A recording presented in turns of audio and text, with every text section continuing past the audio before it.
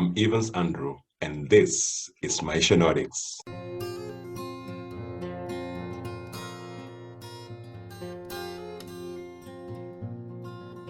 Evans, welcome to Maisha Nordics. It's so nice to have you here, man. Thanks, namesakes. Thanks, namesake. This is the first time we're doing this,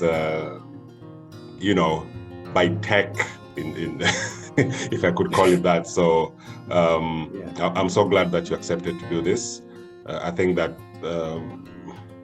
instead of waiting for you to come back to Finland in the summer, we get to do this now. So so this is great, man. How is was it Oxford? Yes, Oxford. Yeah. It's rainy Oxford. It's been raining actually. It's been the weather has been very typical English weather. Overcast. Yes. Horrible. Yes, as we speak right now, people are outside with umbrellas and stuff. Yeah. Wow. And as I can see, you're having your cup of tea. Yes, I'm having my morning cuppa.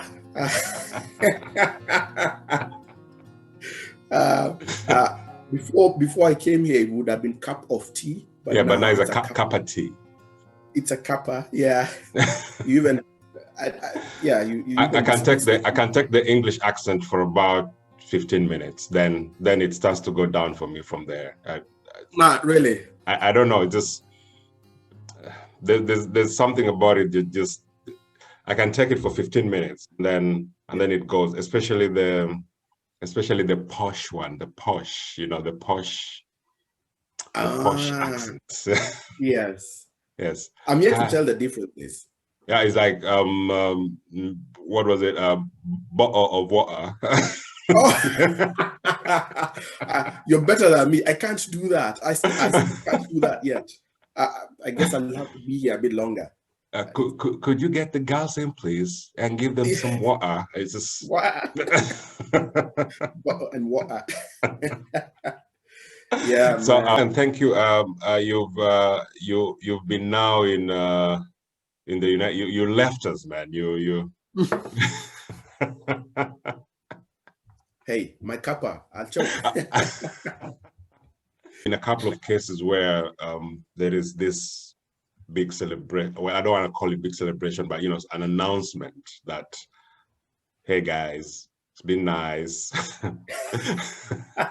Adios. I'm gone. All right. And then 6 months down the line, somebody's back and unannounced, of course. And you just meet them in the streets and like, oh, you're back. It's like, oh well, yeah, I'm back, but I'm in a hurry, man. Let's talk. Let's keep this going, man. And I'm so green about this. I mean, there has to be. What made the move to UK or to Oxford specifically, and what has made you guys stay? So I'll angle it in a different way. When I moved to England, to Finland, that was many years back. Yeah. And I did, I think about 4 years in living in the country. I did feel that I'd need to see the world a bit. Right. And I talked about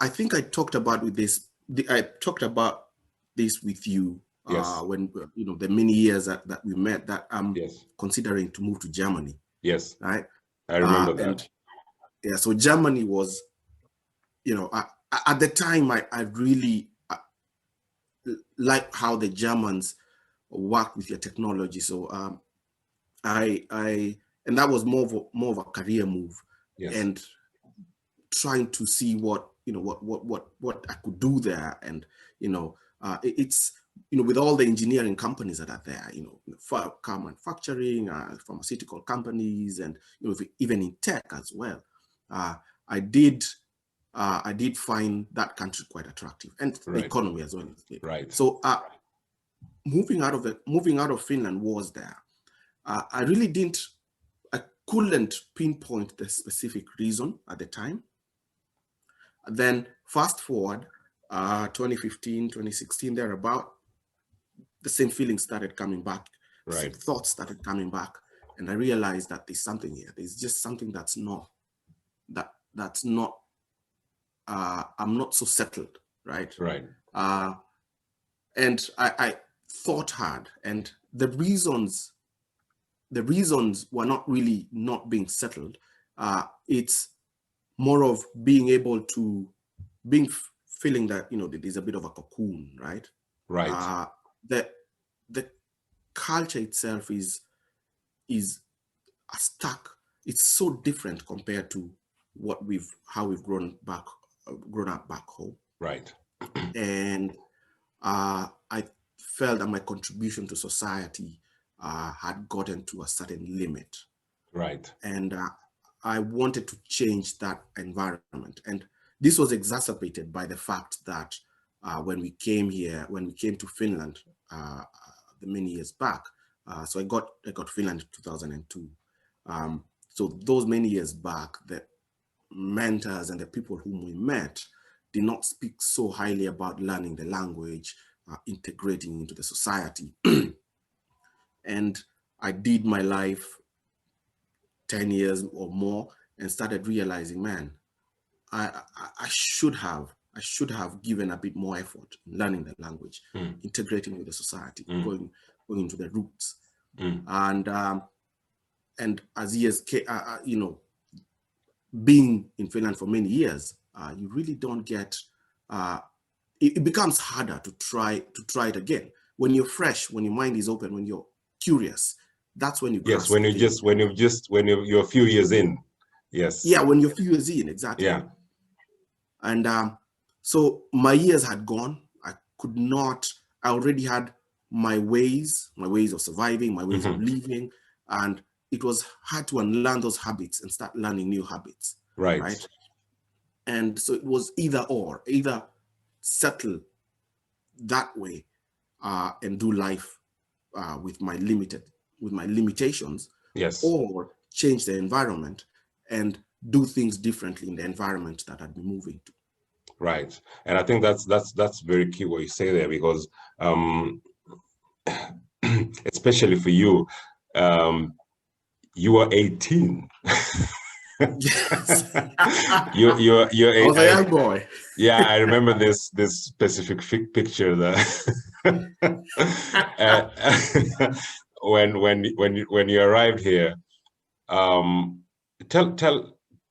Tell me a bit about you moving here at 18 years old, because I think, I mean, would you, if looking in retrospect, would you have changed the time when you came to Finland, when you left your family and came all the way here, and talking about the fact that you didn't find any mentors or somebody to guide you and tell you that this is what you need to do to get you where you need to go. Looking back to 2002, would you have changed that? Would you have come when you're a little bit older? Do you think that would have sort of mapped your way kind of differently? That's a good question. And thing is, to answer that question, I think it's good to understand where I came from. Yeah. I came from a modest family, loving family, close knit. Yes. And we were average. So I grew up in a farm. Yes. And we were an average family, medium income, I'd say. Yes. And surrounded by rich folks around us, relatives, friends, and the fabric of the society sort of dictates certain way or certain places that, based on where you are economically in the society, this is the far that you'd go, right? Right. And because of that, as kids, we get that. It affects us. Yes. When you're young, you want to be this big. You want to be a pilot. You want to be, I don't know, an astronaut, whatnot. But as you grow older, your status in the society sort of either propels those thoughts, and you realize it. You start water. Personifying it. Yeah.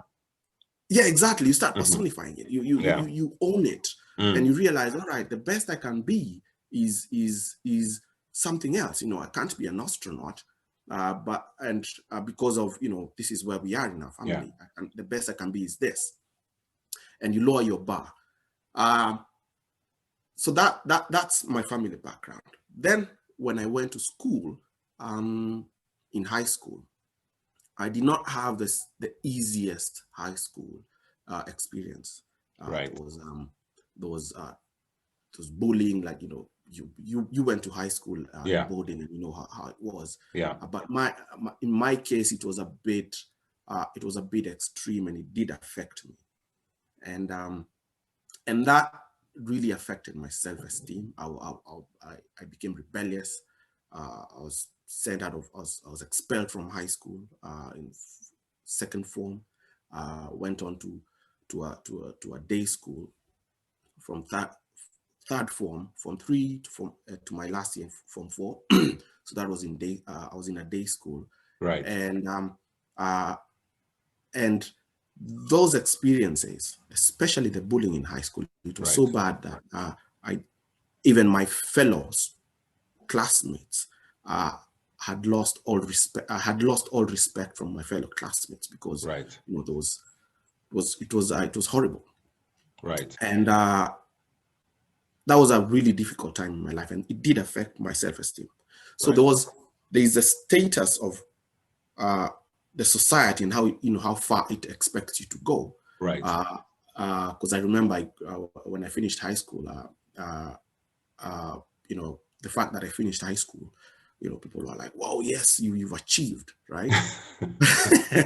So the status that you personified, and then coupled with the bullying, just made you accept this limit that this is where you belong. This is where I belong. Yeah. So now, with that as context, yes. If I came later to Finland, if I came a bit later to Finland, or say 5 years down the line, right, the system and how things are in Kenya would have probably damaged me even further. right, that I would not have been able to be who I am. Right, my potential would not have been realized. Right, and at 18, joining university, when I got to Finland, I did feel, and Finland was a good country to come to.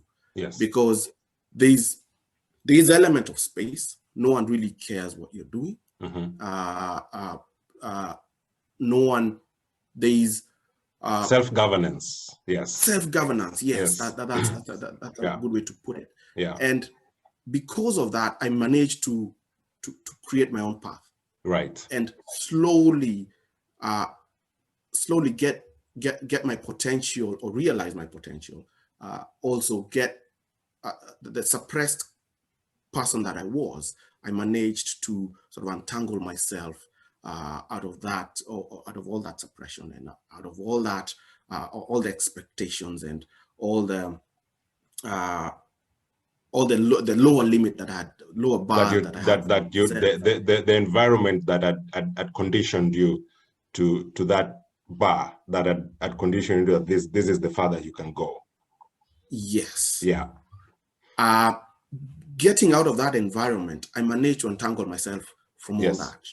Yes. And it came at the right time, because because at that point in time, I was opening a new page in life, being an adult. Yeah, formative years. I could write, my formative years, and I could write I was able to write a different story. I was able to break off from the path that I was headed. And if this came much later in life, I would have cemented those beliefs even further. Absolutely. And coming to Finland, yeah, it would have been, I wouldn't have been able to get out of the path that I was heading. And without losing that, because I mean, you're coming to Finland at 18 years old, and having to self-govern. I want to talk a bit about that, because the problem, the challenge that we have here as immigrants is we come from societies where we are, especially in our teens and early 20s, your parents or the people who guide you basically run your life. Yeah. You're told what you're going to be, what you should do, how you should do it. And the struggle usually comes when people come here and all of a sudden you have this freedom. You have to plan your finances. You have to plan your studies. You have to decide what you're going to do with your time. Mm-hmm. And I think that over time you see the struggle of this self-governance. How are you able to navigate this? Because I must say that you did quite well. Of course, the results are here for us to see now. You did quite well in building yourself as a person, not just academically, but as a man, doing what you had to do, starting a family, and even deciding that, hey, it's time to now move out. What would be your best take on how to self-govern when you come from the societies like ours, where you're told you're governed? You're governed, really, yes. Yes. Yeah, and you're governed based on what they think should be, should be good for you. Yeah. Yeah, I think there is an element of luck, right. And that probably that may have come as a surprise. There's that element of luck, and by that I mean, so when I got to Finland, at 18, of course, there's a lot of energy. There's energy. You want to, enjoy your drink. You want to, have fun with guys and party, and I was not immune to that. Yeah. And I did quite a lot of that. And I remember my first year, I got 2 credits. Right. 2 credits at FTech. I got 2 credits, and those 2 credits were transferred from previous studies I had. So essentially, what was the average? What was the average credit that somebody you needed about at the time to renew your residence permit? You needed 30 credits. 30 credits. You needed 30 credits. Right.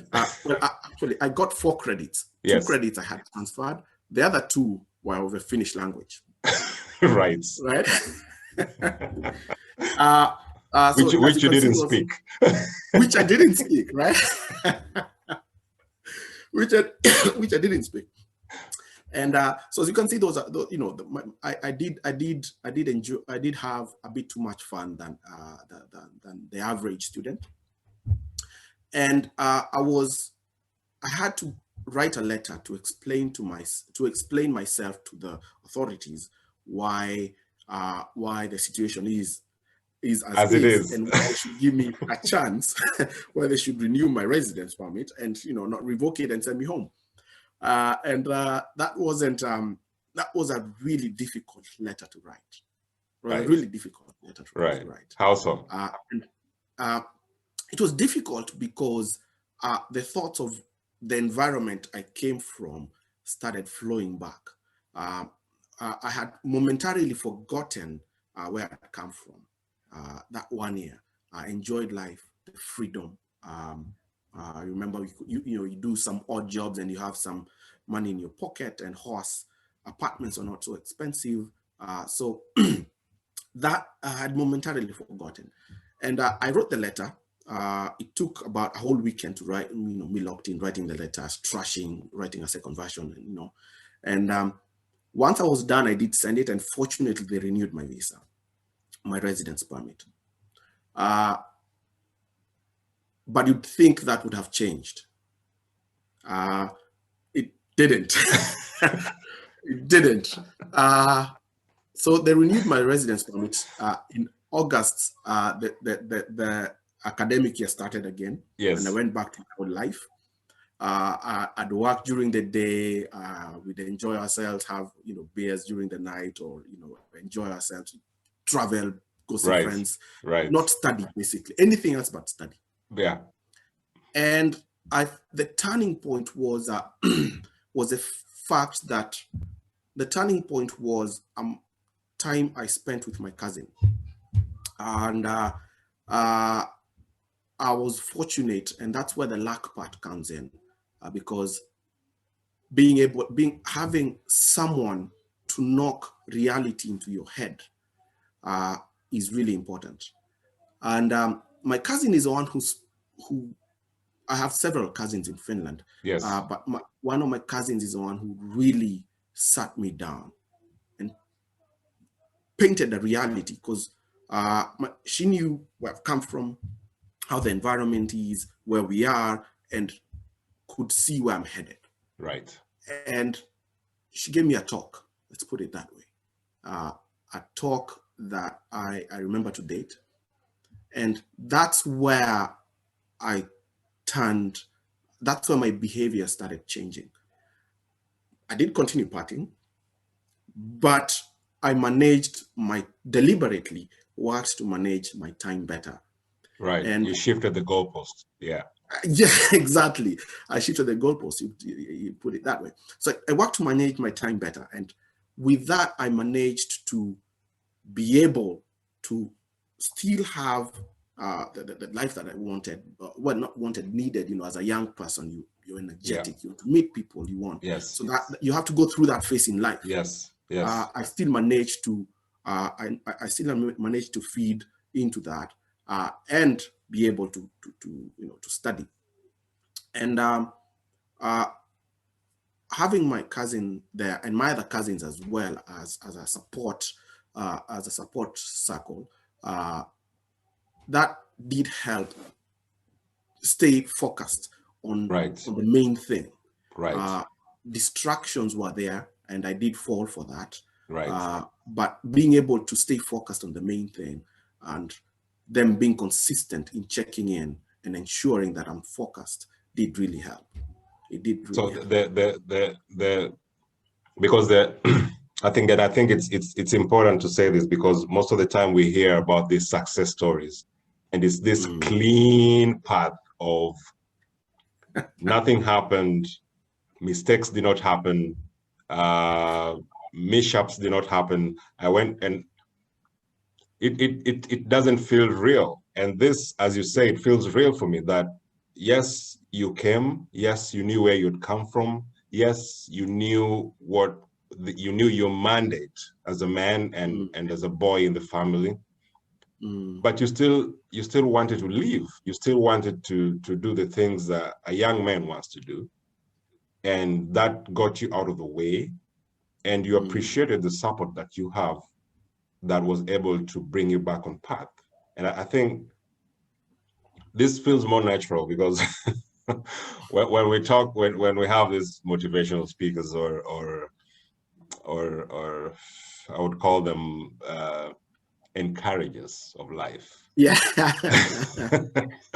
It's usually this straight path of this. It was from A to B to Z. Doesn't feel real. This is all rounded. This is all rounded. This makes more sense. Jumping a little bit to what you achieved here. You are able to work for the best companies here.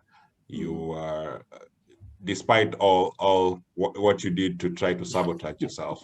And I did a lot.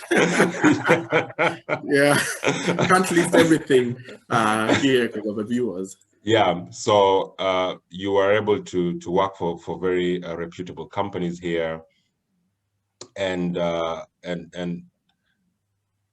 you know, ground yourself in a way that you are able to start a family as well. I think if people who knew you from back then would now, and this is why we tell these stories, because somebody knows the parting events, somebody knows the engineer events. You know, there's these segments, but nobody can put up all this together and the background that you talk about. Where did this start? Where did it come from? Thank you so much. Thank you so much for talking to us, Evans. It's always a pleasure. Unfortunately, I think that we will not be. I'll not be joining you for the rugby sevens this year. I mean, well, I even forget the timetable now because Corona has disrupted everything. So hopefully we'll meet at the London Sevens next year. Yes. Yeah, hopefully. Or 2021, right? 2021, because I think this year is gone. Yes. Yeah. I mean, yes. 2022. No one knows. You know. No one knows, man. No one knows. But we're alive. We're healthy. Give my best to Kanye and the girls. Thank you so much for talking to us, and you can get back to enjoy your cup of tea. Definitely, I'll do that. Well, as I told you, 15 minutes is my limit for that accent. Yeah, yours is longer. Whenever I call customer service and I'm like, okay, let's get it over with. Thank you so much, man. I wish you all the best there. And please, at that point when those reasons are not valid anymore, welcome back. Thank you. I do know I have a large family there, which I miss a lot. And, of course. And definitely, I feel welcome. I would have visited this year when Corona did. But yeah, so that, thank you. Thank you so much, man. I do have a base there, so. Thank you. Coming back, and coming back would be a party, not sneaking in. Just to let you know. Yeah, that should be the difference. Yes, that should be the difference. All right, thanks. Thank you, man. Yeah, take care. All right, cheers. Bye. Bye.